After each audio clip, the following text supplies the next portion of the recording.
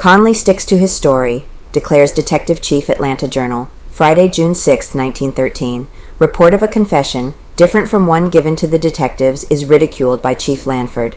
Dorsey makes reply to Mrs. L.M. Frank. No more news of Phagan case to be given to newspapers except through head of detectives. Chief of Detectives Newport A. Lanford gave out a statement Friday morning in which he characterized as absurd the rumor that James Conley, the negro pencil factory sweeper, had ever made any confessions other than those contained in the affidavits given the detectives.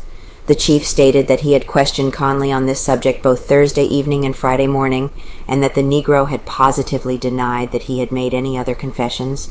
This rumor is said to have originated at the courthouse Thursday, following certain questions which the members of the grand jury are said to have put to Ask Colyar, a witness. Colyar is said to have been asked if he had at any time drafted or had in his possession an affidavit of confession from Conley. Colyar emphatically denied that he had ever discussed such an affidavit with anyone. The only information he had of Conley's confessions, said Colyar, he had obtained from the newspapers. Chief Lanford says that he talked with Colyar over the telephone Friday morning, and that he denied ever having or claiming to have such an affidavit, much less offering one for sale. He also told me, said the chief, that he had never talked with Conley in his life, and stated that he had only seen the negro once, and that was when he happened to glance in the door of my office when we were questioning Conley. Last night, Conley was brought up to my office, and I asked him if he had ever intimated to anybody that he knew anything about the murder of Mary Phagan before he confessed to us.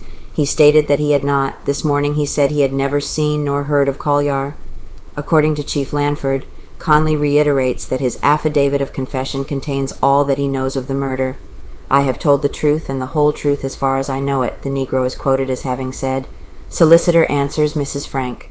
The publication of the statement of Mrs. Leo M. Frank, attacking the prosecuting officials of the city and county for the methods employed in securing evidence against her husband, who is charged with the murder of Mary Phagan, has broken the long silence of Solicitor General Hugh M. Dorsey.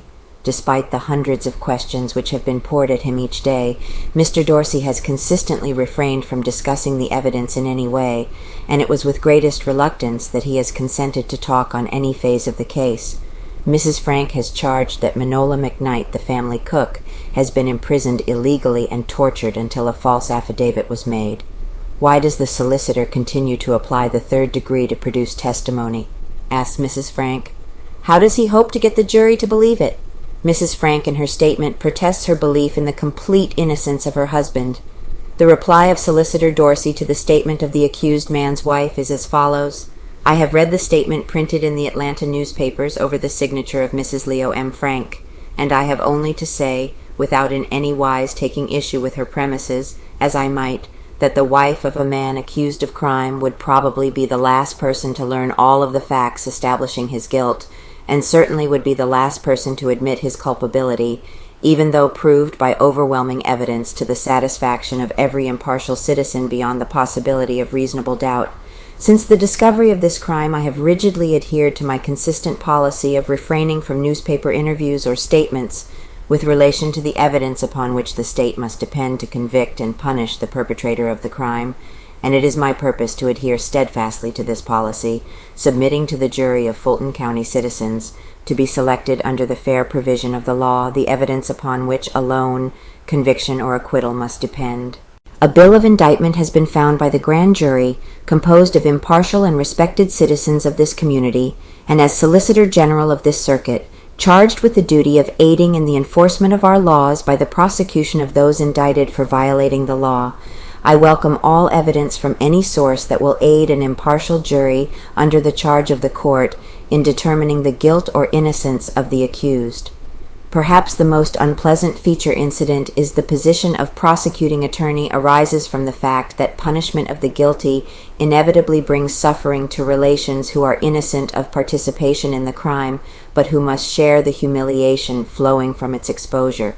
This, however, is an evil attendant upon crime, and the courts and their officers cannot allow their sympathies for innocent to retard the vigorous prosecution of those indicted for the commission of crime, for were it otherwise, sentiment and not justice would dominate the administration of our laws. Hugh M. Dorsey. Mineola McKnight, the negress whose arrest is prominently mentioned in Mrs. Frank's statement, has returned to her work as a cook in the Selig family, and she has repudiated the affidavit said to have been signed by her at police headquarters. The chief of detectives, Newport A. Lanford, is not at all disturbed, he says, by the charges of Mrs. Frank, and has made no answer. Trial June 30th. If nothing unexpected occurs, the state will be ready to proceed with the trial of Leo Frank on the week of June 30th, the second week in the June session of Criminal Division of Superior Court. Solicitor Dorsey made it plain Friday that he expected to call the case Monday, June 30th, and the trial would be staged then if the defense was willing to proceed. Chief Lanford puts lid on Phagan news. As the result of the agitation, said to have originated with Solicitor General Hugh M. Dorsey, the chief of the City Detective Department, has issued a new order prohibiting his men from giving out any information concerning the cases on which the department is at work. The order, which reads as follows, was issued and read to the men Thursday morning just before the chief left headquarters to go before the grand jury. Special Order No. 6. No information pertaining to any cases worked by this department shall be given out by any of the men. All such information shall come through the head of the department. Any man violating this rule shall be subject to immediate suspension. N.A. Lanford, Chief of Detectives. While the chief's order was issued Thursday and cannot be said to be the result of any grand jury recommendation, the official stated that he was taken to task by the grand jury because so much information about the Phagan case had found its way to the newspapers. The grand jury is said to have probed alleged leakages from the department to the newspapers. Chief's explanation. Chief Lanford states that the issuance of the order should not be taken to mean that he does not have confidence in his men. I received a letter early Thursday morning from Solicitor General Dorsey using me to take steps to prevent the leakage of information, declared the chief, and it was to satisfy the solicitor that I issued the order. The chief stated that while it was true that a large part of the evidence gathered by the detectives in the Phagan case had found its way into the newspapers, this does not mean that the detective gave it out. When there is an especially interesting investigation in progress, said the chief, a small army of keen-witted reporters invade police headquarters. These reporters are both shrewd and resourceful. They see who is interrogated, and it is almost a matter of impossibility for any person who has been closeted with the detectives to get away from the station house without from 2 to a half dozen reporters arming him and plying him with questions. Under those circumstances, it is not surprising that the newspapers frequently obtain information within a few minutes after it gets into the hands of the detectives. Oftentimes, in order to prevent inaccuracies which might prove serious, we find it advisable to set the reporters right. An instance of enterprise. Just as an illustration of the enterprise of the newspaper reporters, I wish to call attention to an incident which occurred late Tuesday afternoon. Detectives Starnes and Campbell had hardly finished obtaining the affidavit from Manola McKnight, the Negro cook at the Frank home, when a reporter called me from the Atlanta Journal office and outlined to me the contents of the affidavit. I did not at the time know myself what was in the affidavit. At my earnest request, the reporter refrained from publishing this information in this late editions, it being understood that if, after I read the affidavit, I found that there had been a leak, I would give it out for publication. This I did on Wednesday. Now this reporter did not obtain his information from anyone connected with the police or detective departments. Of that I am sure.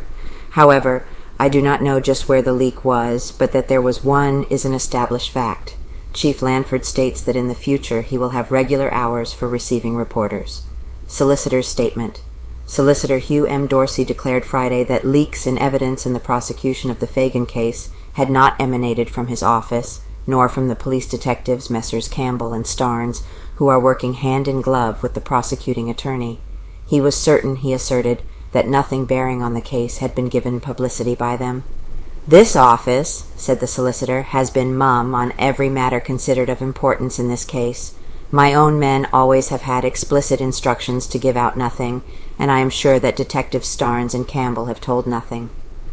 The solicitor declined to discuss for publication the McKnight incident, and asserted that his formal statement given to the newspapers Thursday afternoon would be his only reply to the accusations made against him by Mrs. Leo M. Frank.